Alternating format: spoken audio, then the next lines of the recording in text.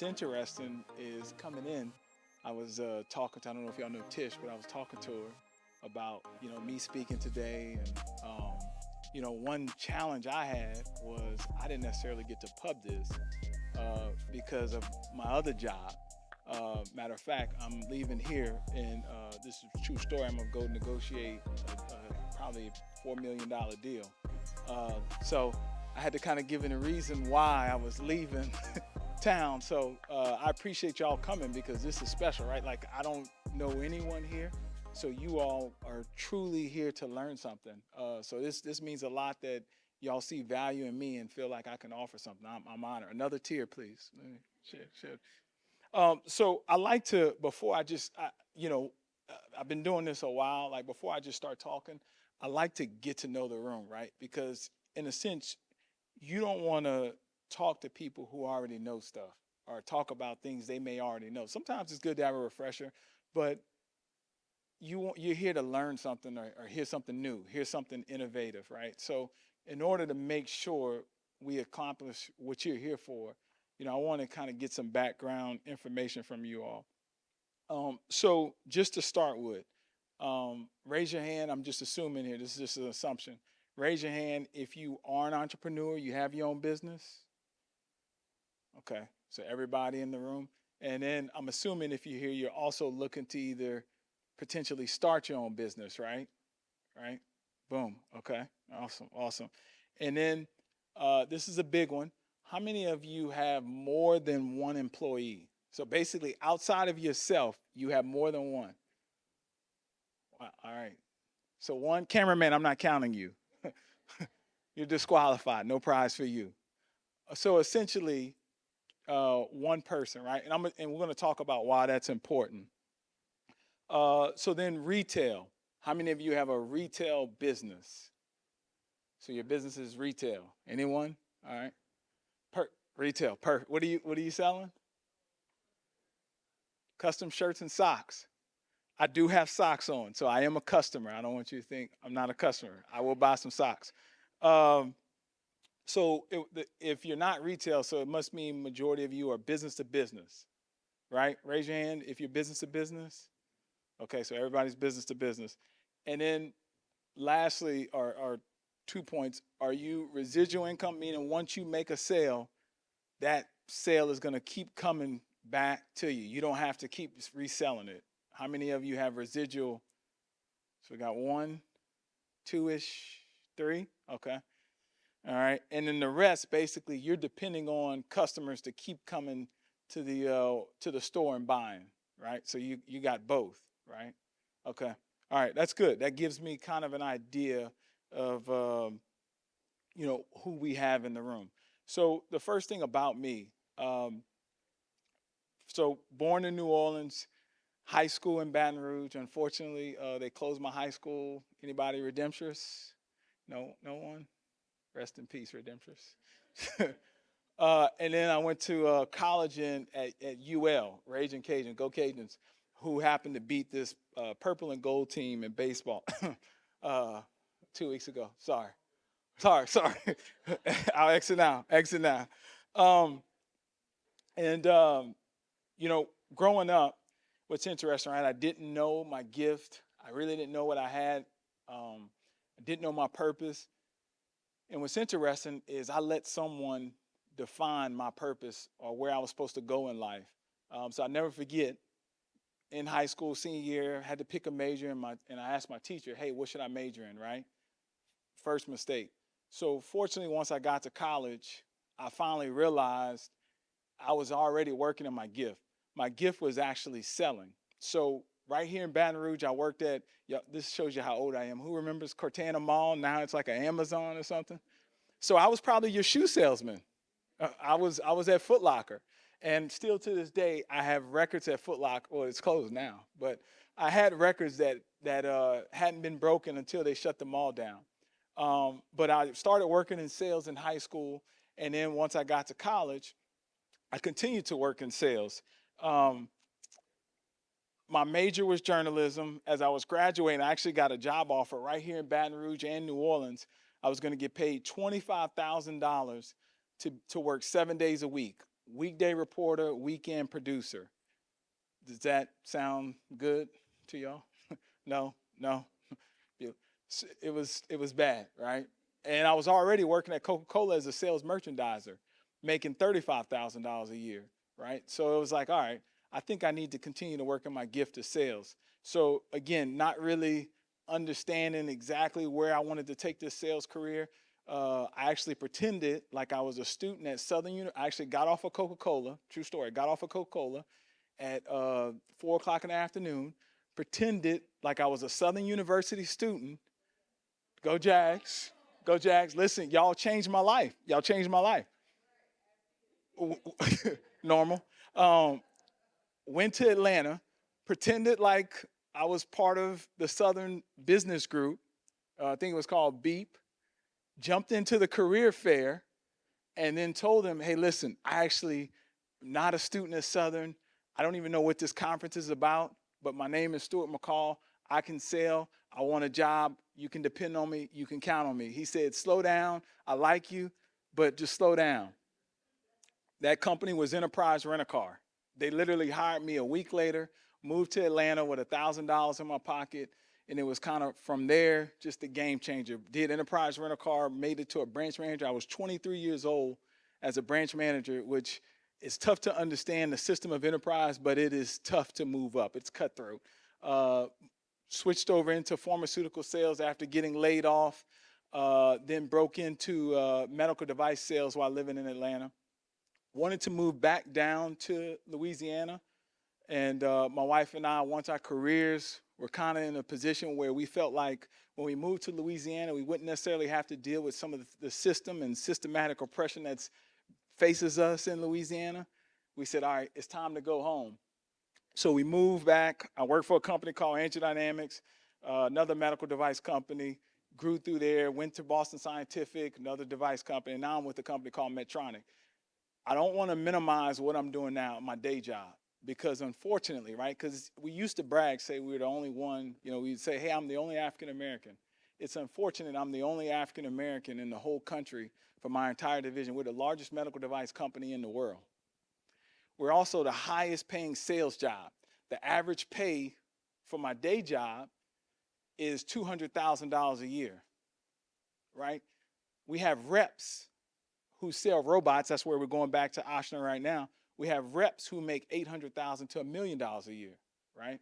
So I don't want to minimize in a sense of like what my career has been from it as an employee. But that's where the sales aspect of my career grew. Now, switching to the entrepreneur side. So it's like, wait, you're an employee. Why are you on the stage? How are you an entrepreneur? So I follow my heart in things that I love. One of the things I recognized moving to Atlanta, there wasn't, the opportunities that we had in Atlanta weren't here in Louisiana. So immediately once I moved to Atlanta, I tried to hire everyone from Louisiana and Atlanta Enterprise Rent-A-Car. It almost looked like a Southern University, what's homecoming type thing in Atlanta. Recognizing that. Again, the other thing that I recognized that was different from Louisiana to Atlanta is then the opportunity to get promoted, right? The opportunity to grow. So I began to focus my craft in helping people develop their careers, not only get the job, but also move up within the company. And then fast forward, once I moved back to Louisiana, it became, in a sense, my sole focus. So on the side is in the sense we say I have a company called McCall Consulting, where my focus has been to get people hired into not, in a sense, I'm gonna say sales jobs because I've gotten a ton of people sales jobs, but sales, marketing, retail, it doesn't matter. If you can sell, if I can sell you this cell phone, you can sell, period. You can sell anything. So my focus is, but my number one focus is really getting people hired into the device and pharmaceutical space. So over probably the last 6-7 years, I've probably gotten about 300 folks hired, right? So we're talking about people who went from making $50,000 a year to 300,000 a year. The other thing, as y'all know, if you're entrepreneurs, sometimes you have a lot of downtime. and you're spending time in the car, you're spending time, you can only listen to so much music. So I began to listen to talk radio and began to kind of learn about some of the things that I didn't learn in school. So it really piqued my interest. And now I've been on this journey for the probably past 10, 15 years on an educational quest to learn about my heritage, to learn about my culture, to learn about my history. And it began to where I got so good at it that how many of you all know it's a guy named Lil Wayne? Anybody? Lil Wayne, yeah. So, and it, who knows the guy behind Lil Wayne? Anybody?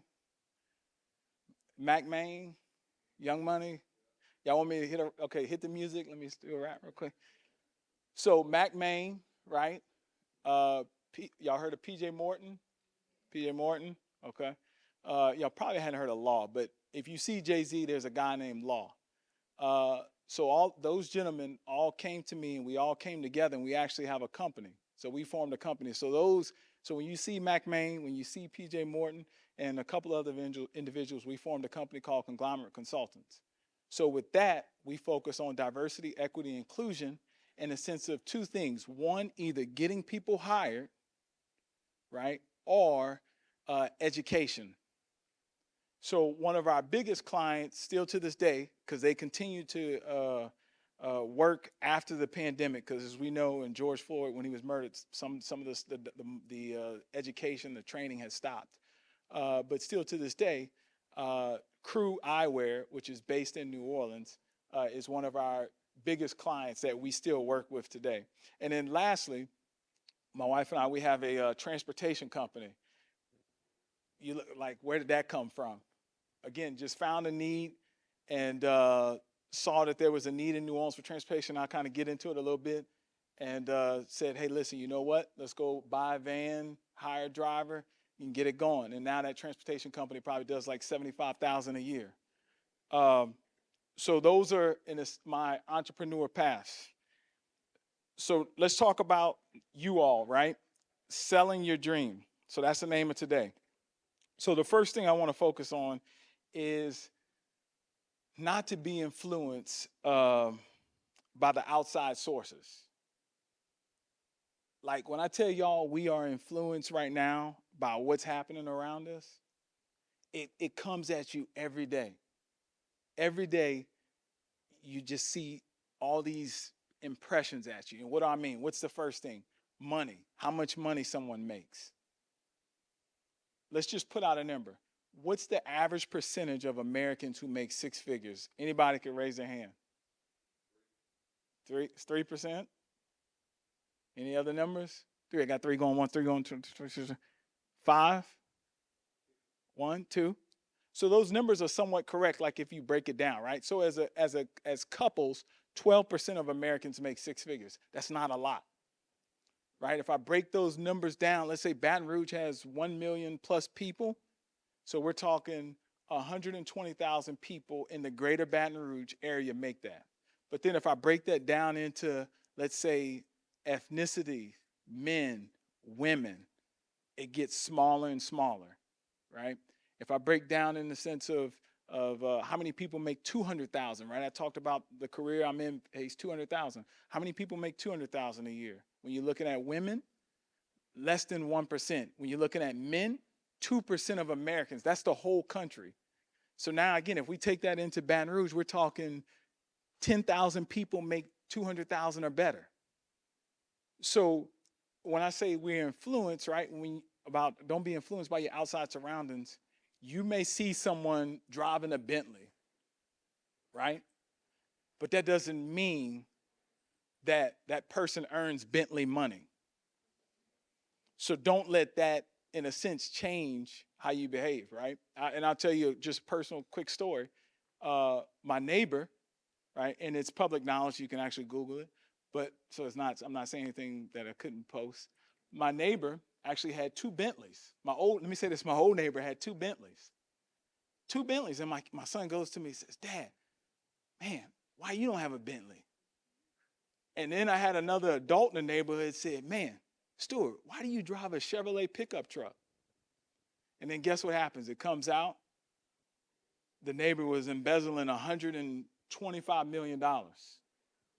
So if I had been impressed by my neighbor, I would have went and bought a Bentley, traded in, got behind on my car note, and then my wife would have been looking at me crazy.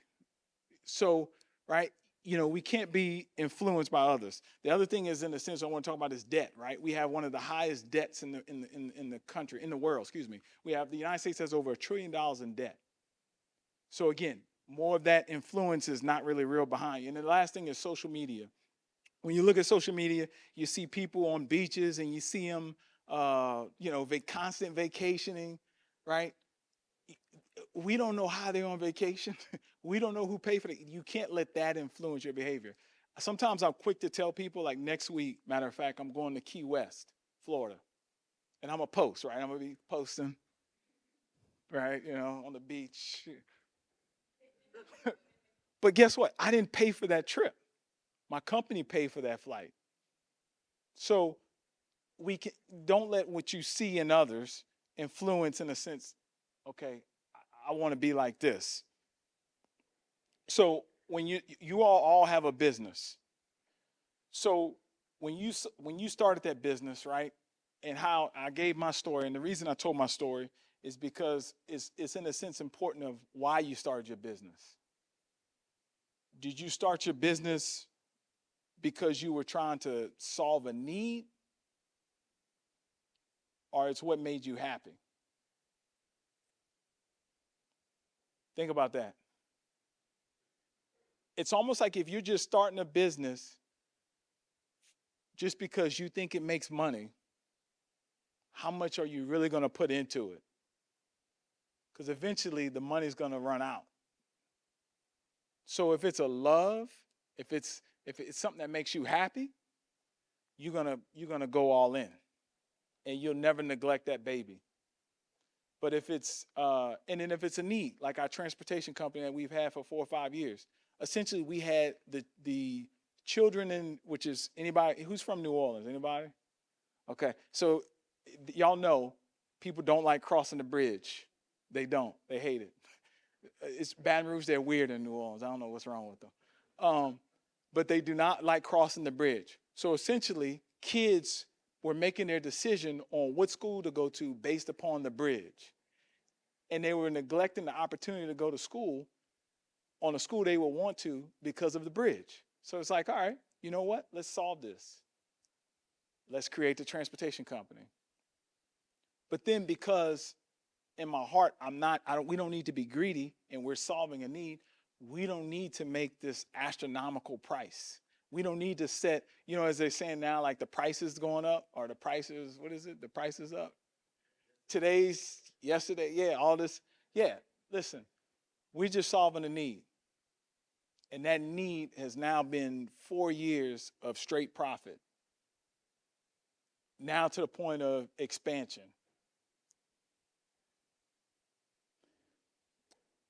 Business plan. So you all have businesses. Raise your hand if you have a business plan. All right, so everybody has business plans.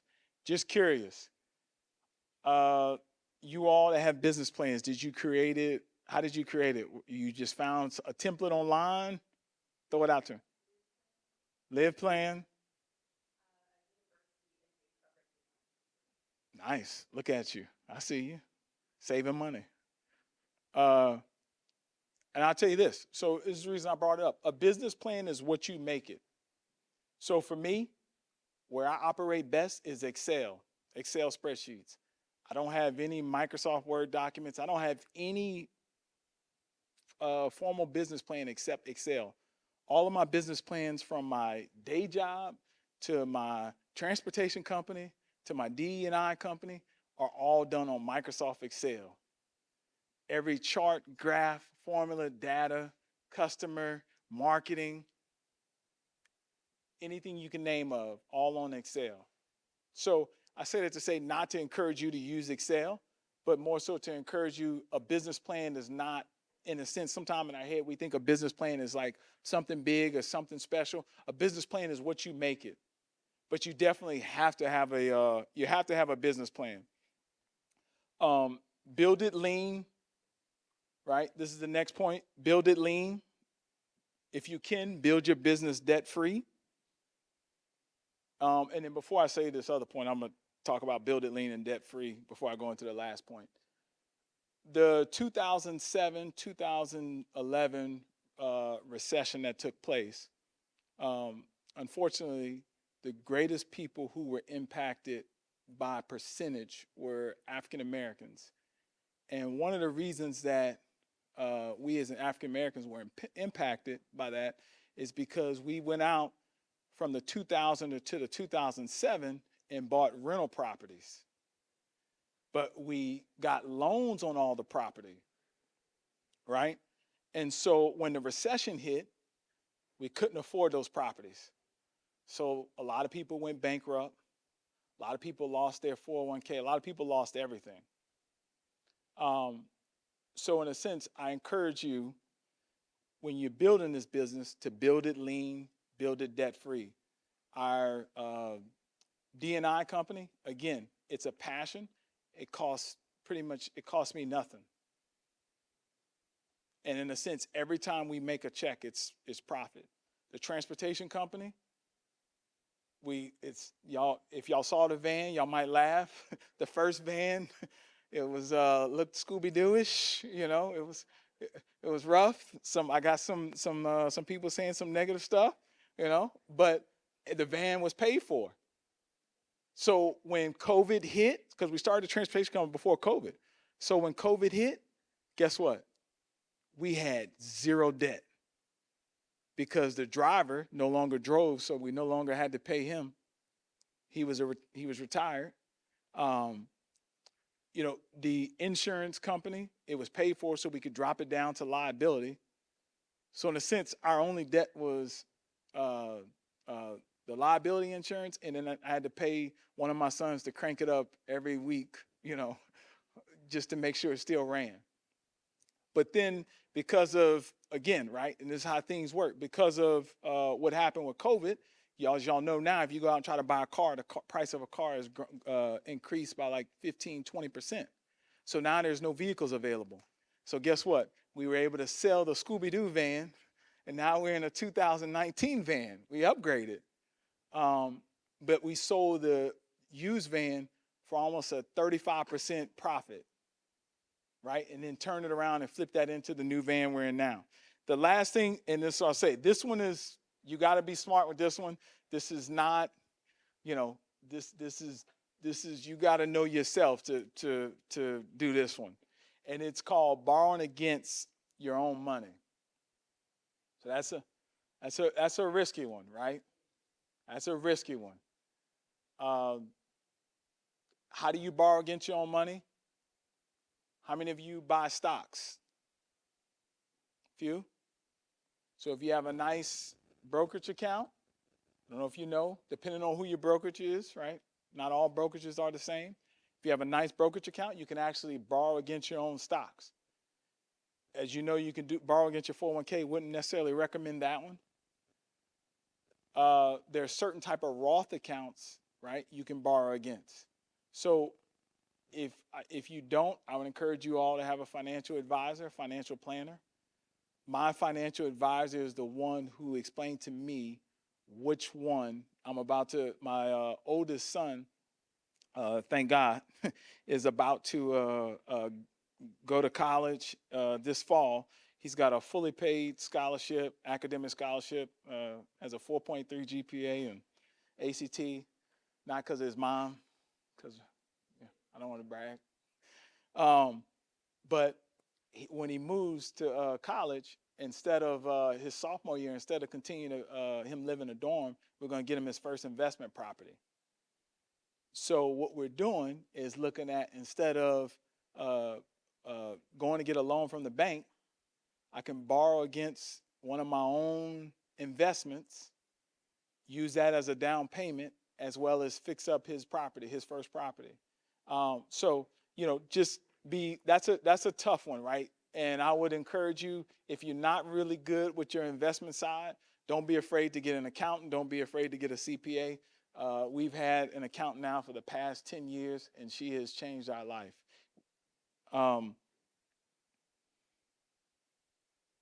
So utilizing technology. Raise your hand. You have your social media. Everybody has a social media page. Not some. Okay. Technology is huge, right? You don't even have to pay to advertise. Now you want to advertise with BREW, uh, plug, but now you don't necessarily have to advertise the old traditional way, right? So that's money saved. A lot of people shy away from technology, but I would encourage you to lean in on it if you're not. This is a big one. If you're an entrepreneur, and we talked about, I wanted to see how many people had more than one employee. So it's interesting that you have more than one. Guess how many businesses in the United States of America have more than one employee? Throw out any number. What'd you say? 5%? 5%? Anybody? Lower, higher? 20%? Listen to this. Only 5%. You get a free water. Somebody get her a water. Free Coke. Only 5% of businesses in the United States of America have more than one employee. Kudos to you. Props to you. And the cameraman. Good job. I see you. Have more than one employee. So it shows you how tough it is out there, right? And again, this kind of goes back to that first point of not trying to be like everyone else and don't be influenced by others, because the majority of people only have one. It's you, just yourself. You're the HR department. You, you're. They ask for customer service. Hold on one second. How can I help you? Right? You're it. Um, so when you think about moving to that next level of hiring someone, right? So as you imagine, I'm here today, but matter of fact, what time is it? Yep, the van is lining up right now. There's no way I could be lining up in the bus line at the school and be here today. So we had to hire someone. How did we hire someone? We paid them a lot of money. We found someone who believed in kids, right? Because he saw it as a mission of, we got another retired person, of wow, I could still impact kids' lives today just by saying good morning, good afternoon, right? As well as minimum wage is $7.25. It hadn't gone up since I think 2007. We're paying them almost $20 an hour. You gotta pay, right? You got to pay, but that's how you scale up. We're looking to add the next van. Again, same thing, $20 an hour, right? But again, I have my Excel business plan, I have my financial spreadsheet, I have my accountant, and I can tell you exactly how much money we make profit per minute, per hour, per ride, per person. And so I know exactly going into this fall how many students we need to make sure this business is profitable and we're not paying out of our own pocket. This one's tough. How many of you get asked like, I remember this was probably around like 2008. It was asked to do like prepaid legal. Y'all remember that one? He was the director. I'm joking. Um, I never forget. Around that time period is when I started to understand to say no. This is important. I don't know if y'all ever heard it before. Say no. If it's not in line with your dream of where you're going, of your business plan, say no.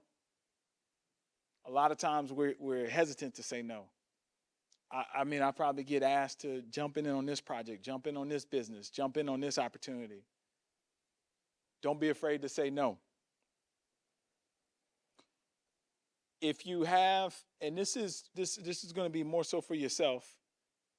When we talk about continued education, so as y'all are thinking in your head right now, right? Continued education. So I know you said you have an apparel company, right?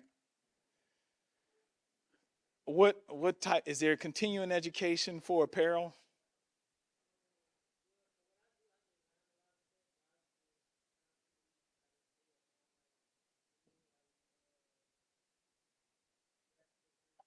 Nice, nice.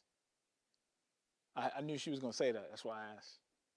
But that's key, right? A lot of us, we just kind of go day to day and we don't grow ourselves. When you focus on your continuing education, you continue to sharpen your knife.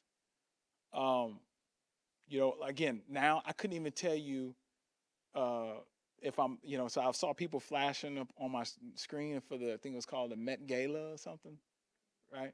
Gala. See, I don't even know what it's called. I was asking, like, who are these people? I don't even know. If I'm in my car, if I'm in my yard, I have my headphones on and I'm listening to a book. I heard someone say this. Imagine at nighttime, right? When it's time to call it quits, time to settle down. They already say you're not supposed to look at your phone. You're not supposed to look at your screen. At least I think it's an hour before you go to sleep, right? Imagine if you just read one page a night. That's 365 pages, right? You could either read, if most books are 150 to 175 pages, you could read 2 books a year. Game changer, right? If you're sitting in your car driving, again, I don't even know what music is really out there because I'm constantly just listening and learning, and trying to figure out the next step, right? For example, this year I was listening to a podcast. This was 3 years ago. It said, "Hey, listen, focus on building a huge nest egg in your savings account." I was focused on paying off debt. So I built up this huge nest egg in my savings account and the pandemic hit. So on top of, in a sense, being able to survive during the pandemic, I was also able to invest. And for those who invest in the stock market, if you invested in 2020, you made a ton of money, a ton. So then, right, again, listening to podcasts, listening to shows, trying to figure out, all right, what's the next step? So I started this year. I said, all right, well, let me focus on Start. I don't know if y'all heard of Start Engine. Y'all heard of Start Engine?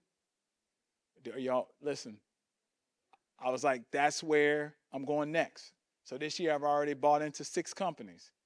So then my focus in the Start Engine, okay, the AI stuff started coming up. So then I started researching, well, who are these AI companies and what's going on in AI? So then it led me to a company called Surgical Theater. Then I went to Surgical Theater. I saw, they are part of this website called iCrowd. I was like, well, iCrowd, well, this is another Start Engine. By going to iCrowd, you got to have a minimum of $10,000 to invest. And I probably actually left out another company that I have. But I was like, all right, I can't put out another 10,000 here. I called up my friends, some friends I have here in Baton Rouge, one in Lafayette.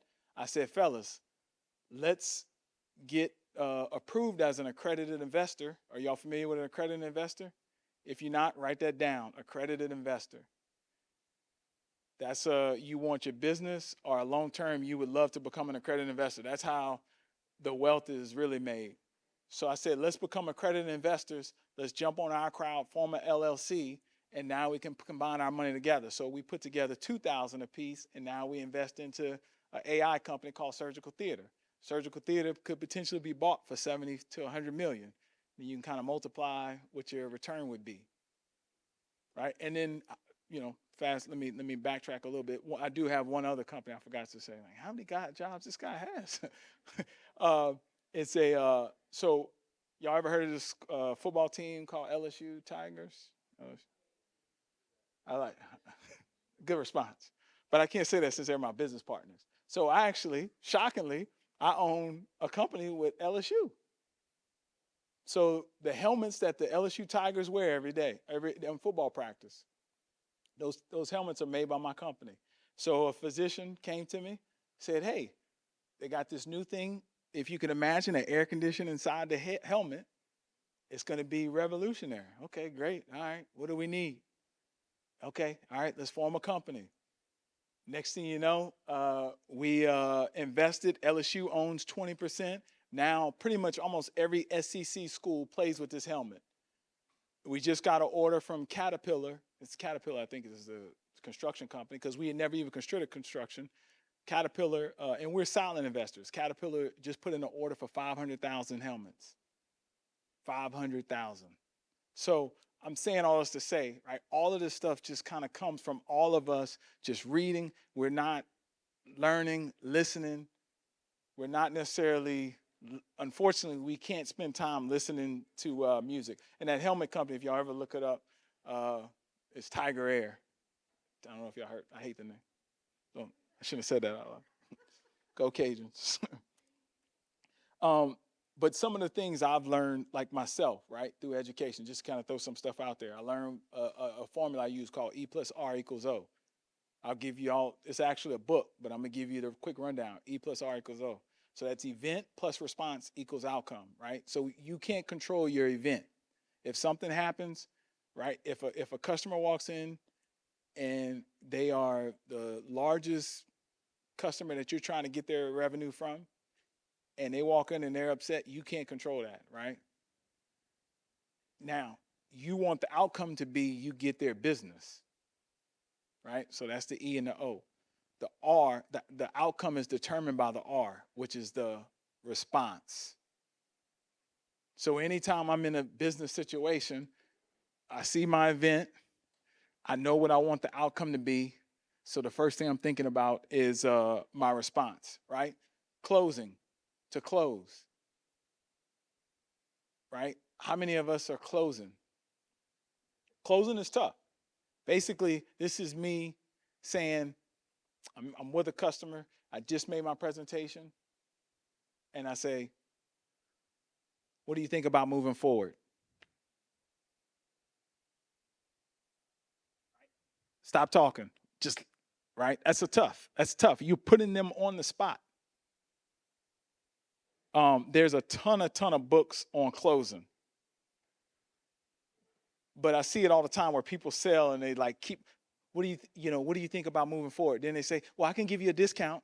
Wait, you just offered a discount before you even gave them a chance to give a response. I know we don't have a lot of people. We have some retail, but you can use this anywhere. Open-ended questions. Perfect example.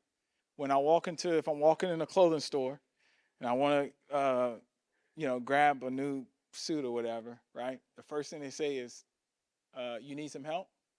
No. Can I help you with anything? No. Right? Open-ended question would be, sometimes you hear this, what brings you in today? Right? Something to get to spark why you're trying to sell to them. So this is what I want to wrap up with.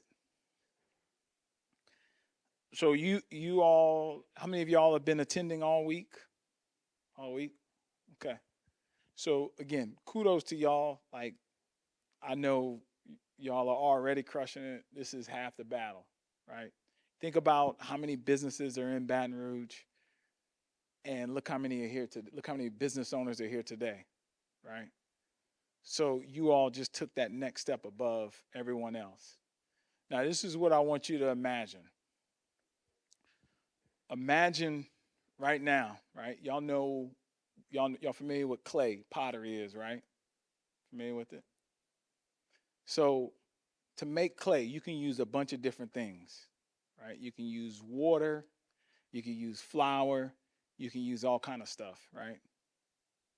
So when you all were born, you weren't bred to be an entrepreneur. In most cases, this country, right, in the education system is not necessarily leaning towards entrepreneurs, more so leaning towards you becoming an employee. My parents never talked to me about starting my own business. But they did talk to me about being a good employee, what type of job I'm going to have. So as you are born up, right, you're that water, you're that flour, right? Now, right, it's time to make this corporation, this company. So imagine your company like clay, like a piece of pottery. So you all think about all the stuff you've learned over this week, today, right? And as you are taking all that It's just like clay. You're putting it in, as you mix it together and you're shaping it, right?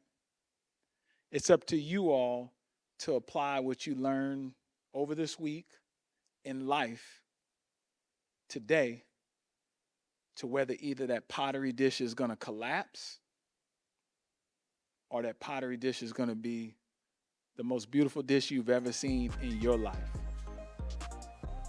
And I'm going to say it first if y'all hadn't heard it from anybody else, right?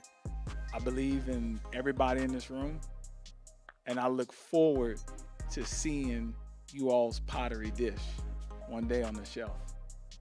Thank y'all.